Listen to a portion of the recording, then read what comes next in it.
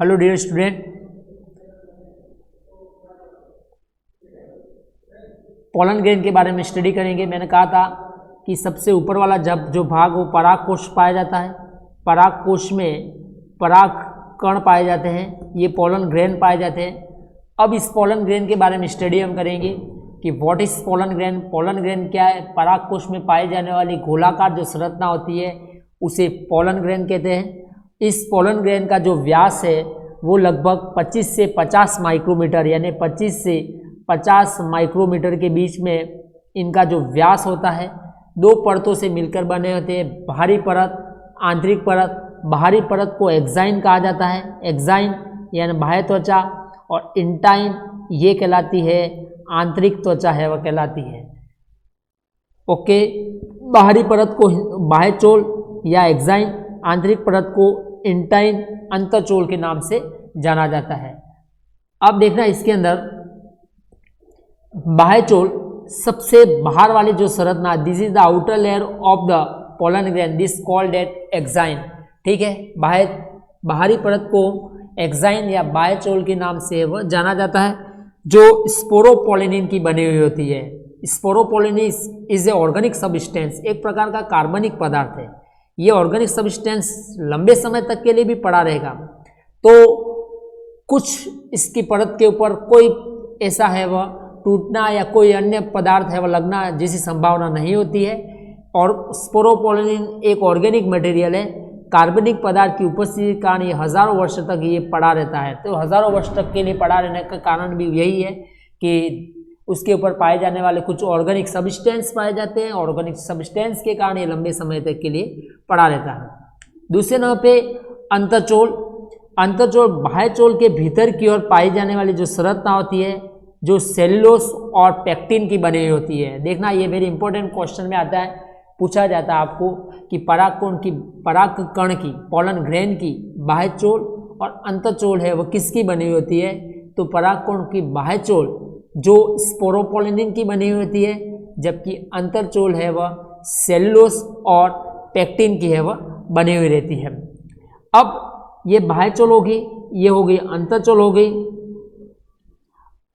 इसके अंदर की ओर, बाह्य चोल के बाहर की ओर अनेक प्रकार के है वह छिद्र पाए जाते हैं। इन छिद्र को जनन छिद्र कहा जाता है, जर्मपोर कहा जाता है। ये इनकी संख्या 3 या एक बीजपत्री पादुओं में एक संख्या होती है। जनन छिद्र से पराग नलिका का निर्माण होता है। ये आगे की ओर है, एक ट्यूब बन जाती है। इस ट्यूब को अपन क्या कहा जाता है? पोलन ट्यूब कहलाती है। तो बाह्य चोल के बाहर की ओर पाए जाने वाले जनन छिद्र होते हैं, जिसे मुख्यतः रूप से लंबाई इसकी बढ़ती जाती है।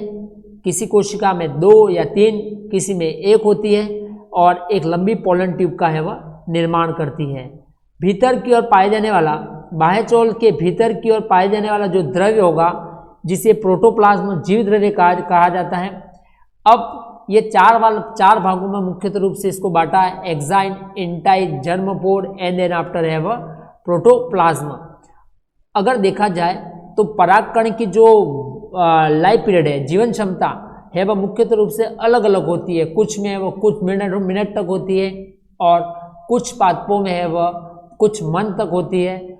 जो अलग अलग है वह लाइफ पीरियड के रूप में माना जाता है। परागकण को -196 डिग्री के तरल पदार्थ पर है वह इनको है वह सुरक्षित रखा जाता है, यानी -196 डिग्री के टेम्परेचर पर तरल नाइट्रोजन की सहायता, लिक्विड नाइट्रोजन की सहायता से इनको है वह पराग बैंक में सुरक्षित रखा जाता है। पराग कणों का उपयोग वेस्टर्न कंट्रीज में घोड़ों के दौड़ने की क्षमता को बढ़ाने में है वह किया जाता है। पराग कण मनुष्य में एलर्जी उत्पन्न करते हैं। Allergy, this is the hyper sensitive of the environment.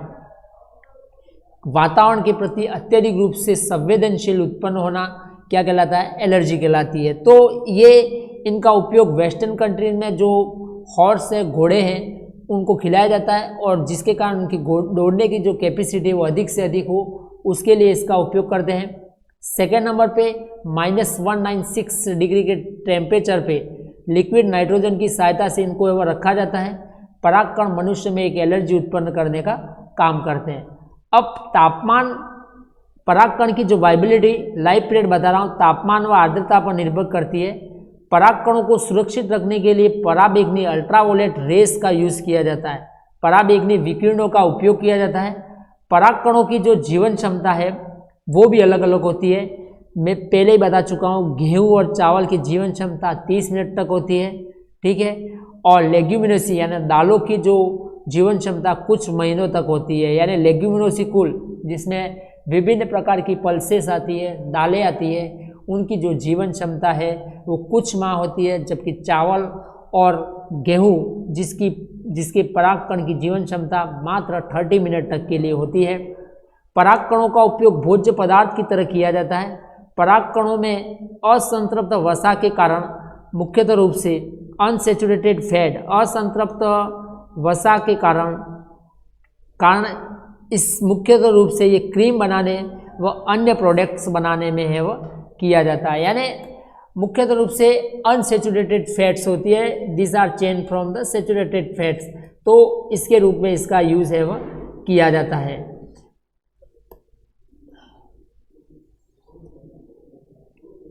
ये तो हमने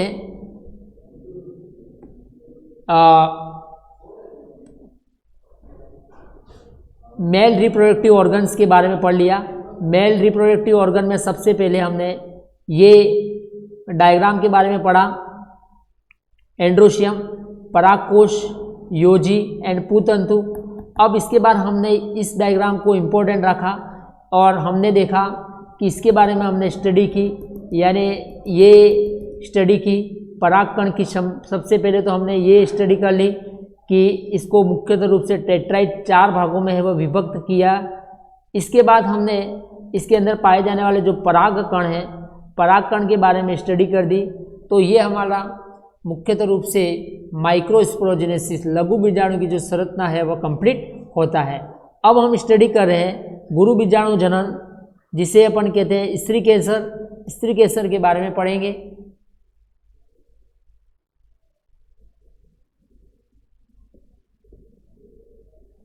स्त्री केसर कहें गुरु बीजाणु धानी एक ही बात है। दिस कॉल्ड एट मैक्रोस्पोरोजेनेसिस,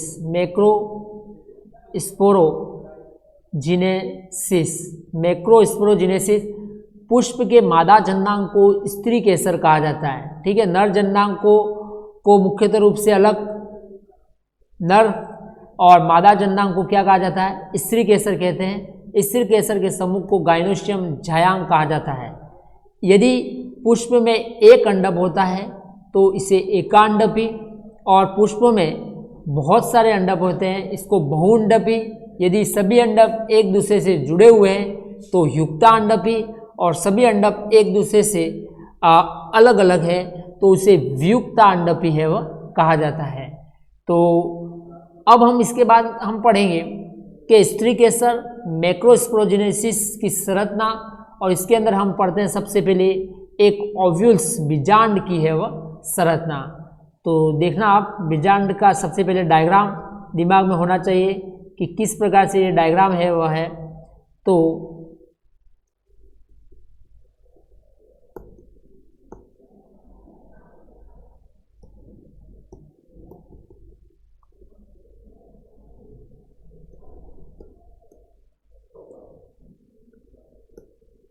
यस, तो देखना एक बीजांड की संरचना किस प्रकार से है। ये बीजांड की संरचना का सबसे आउटर मोस्ट पार्ट, ये आउटर मोस्ट जिसे अपन कहते हैं आउटर इंटीग्यूमेंट्स, बाहरी अध्यावरण, इसके भीतर की ओर जो पाए जाने वाला इनर इंटीग्यूमेंट्स, अंदर की ओर पाए जाने वाला हाइलम, फनिकल, प्लेसेंटा, माइक्रोफाइल, न्यूक्लियस। इसके बाद इसके अंदर ये हमारा ये फ्लावर का एम्ब्रियो सेक होता है। एम्ब्रियो सेक के 3 पार्ट होते हैं, पहला एंटीपोडल, पोलर न्यूक्लियाई, और थर्ड नंबर पे होता है मुख्यतः रूप से सिनेराइट्स। ये 3 भाग होते हैं।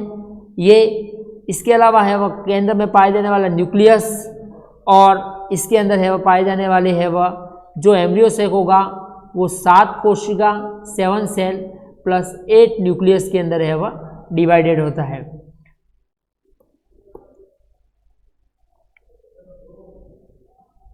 देखना कौन कौन से भाग होते हैं।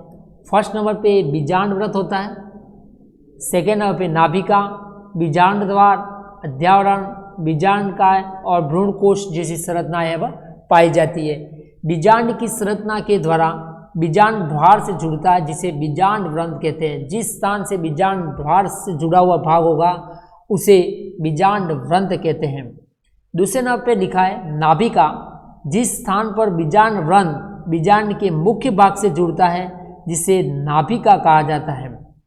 हाइलम जिसे अपन कहा जाता है। बीजांड द्वार बीजांड विभाग के निभाग है, निभाग के ठीक विपरीत निभाग जिसे चेलेजा कहते हैं, निभाग के ठीक विपरीत संरचना पाई जाती है जिसे बीजांड द्वार कहते हैं, जिसमें कोई भी किसी भी प्रकार का अध्यावरण नहीं पाया जाता है।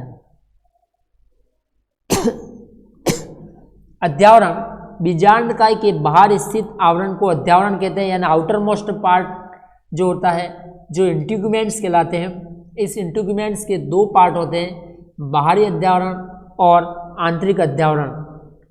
फिर 5th नंबर पे लिखा है बीजांडकाय, अध्यावरण से घिरा हुआ भाग, भीतर वाला भाग बीजांडकाय कहलाता है। भ्रूणकोश हम पढ़ते हैं, भ्रूणकोश इंपॉर्टेंट पार्ट है। बीजांडकाय के भीतर की ओर पाई जाने वाली एक थैलीनुमा संरचना भ्रूणकोश कहलाती है। ये भ्रूणकोश एक अगुणित संरचना होती है जिसमें 7 कोशिका और 8 न्यूक्लियस पाए जाते हैं। यानी इस प्रकार की जो संरचना होती है 1 2 3 ये 4 5 6 7, ये 7 कोशिका, फर्स्ट सेकेंड थर्ड, ये 4 5 6 7 सेल और 8 न्यूक्लियस पाए जाते हैं। ये ऊपर की ओर पाए जाते हैं जिसे एंटीपोडल कहते हैं, प्रतिमुखी कोशिका होती है। ये पोलर सैक होती है और ये सिनेराइड्स होते हैं। ये 7 कोशिकीय और 8 केंद्रक है वह संरचना है वह इस भ्रूण कोश के अंदर है वह पाए जाते हैं। Okay dear student, thank you.